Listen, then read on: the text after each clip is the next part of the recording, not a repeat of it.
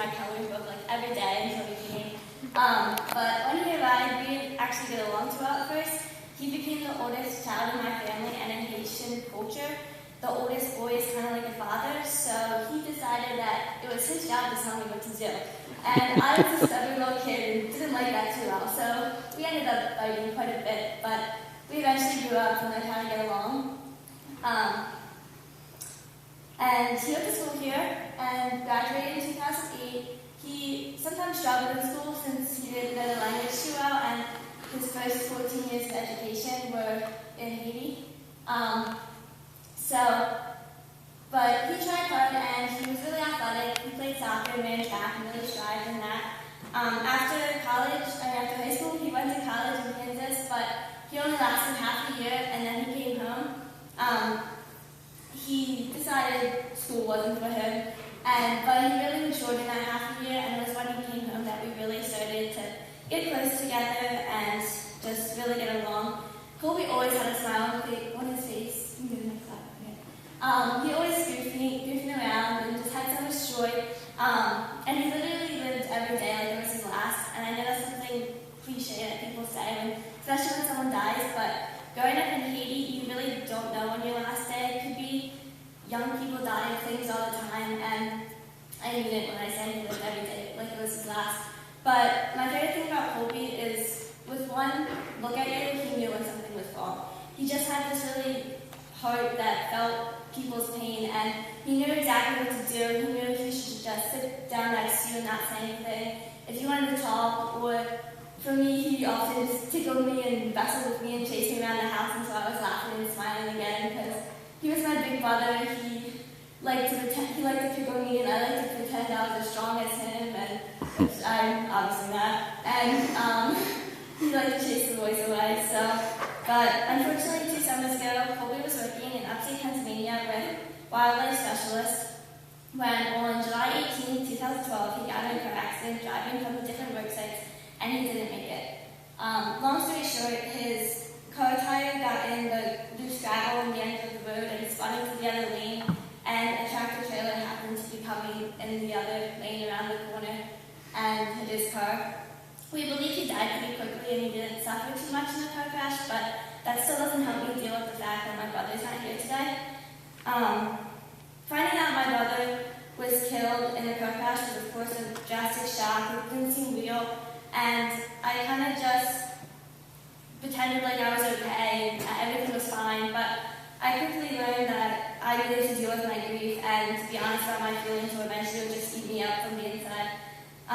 So then I became angry at life and at God, and that didn't really seem to do anything better because it's not good to now at the time, but you're just going to wait and be late to that, it's fine. I lost my track. So I was angry, but I don't regret that because those are my honest feelings, and when things happen in life that don't go the way you want, you're allowed to be angry. That's just natural and honest. But I learned that I couldn't stay angry forever, and because I didn't want to wake up one day and be a big old lady with like 10 cats and no life. It's not really fun. So a huge part of dealing with my grief meant dealing with change. The summer Colby died happened to be the same summer we moved from the house I grew up in into a smaller apartment that we spent all summer renovating.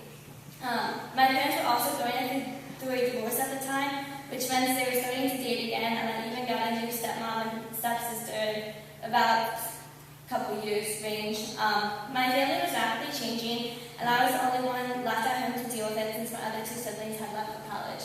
You can go to the next slide. Change is a big part of our lives, and everything seems to change in high school. Your friends, your body, your feelings.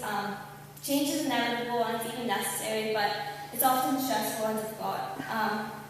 I've learned that learning how to deal with the small changes in life help you deal with the bigger changes. When these terrible things happen to everyone, and that's just because we live in a fallen world, and it's bigger things are going to happen than just not getting asked to bang by your favorite person or failing that test you just had. I'm sorry, I wish I could stop them, but I can't. We just had to deal with them.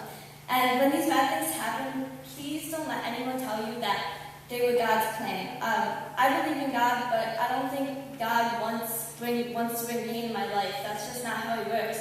And He knew Colby was going to die at 24, and He does have a plan for my life, but it's not His plan to bring pain into my life. It's His plan to help me get through it if I let Him. And this doesn't mean it's going to be easy, and it's still going to suck just as much, but without God in my life and believing in Him, I wouldn't be able to stand up here today and talk about my brother without having an emotional breakdown. And I'm nowhere close to a perfect Christian, and I have my doubts about God and religion pretty regularly, pretty much every day. But I accepted the fact that I'm in high school, I'm young, and what's most important in my faith walk is that I keep pursuing a relationship with Jesus and don't lose sight of who I want to be in the future. Now, I still have an emotional breakdown every now and then. Some days my grief just seems too much to handle, but it gets a little easier every day. I'm always going to miss Colby, but I've learned to accept the things I can't change and make the best of the things I can. I can't throw myself a pity party every day because people have it so much worse than me. I'm so thankful for the family I have, even though it's not the normal suburban family of 6 I grew up in. And if you don't believe in God or remember anything else from today, please remember that a giant part of life is simply dependent on your attitude and making the best of every single day despite your circumstances. Thanks for listening. So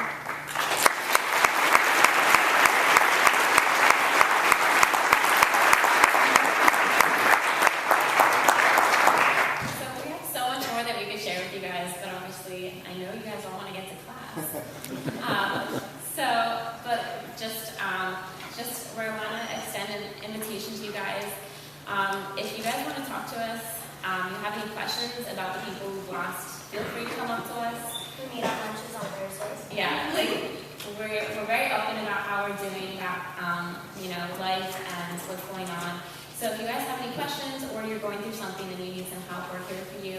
And I know that one of the things we talk about is that guys and girls obviously do grieve differently, but if you're a guy and you're going through something, we obviously want to extend our hand to you to tell us how you're doing and what's different for you. We want to hear. But before we do go, if we could just have Mrs. Rock stand and turn to the front, please. Yep. We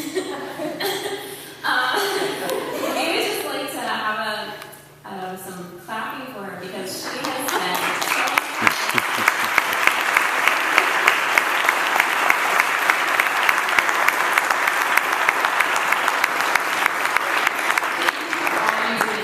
She has, last year she spent all Wednesdays, sometimes 2 to 3 hours after school with us talking. And it's not easy to hear all this heavy stuff that we have to say to her. And she wasn't paid for this. She was doing this out of the goodness of her heart. And she was spending time with us she could spend reading or at home. So we have some great teachers here, and we're just so thankful that we have this great group and that Doc made this possible for us. So, thank you. Class is beginning in 5 minutes.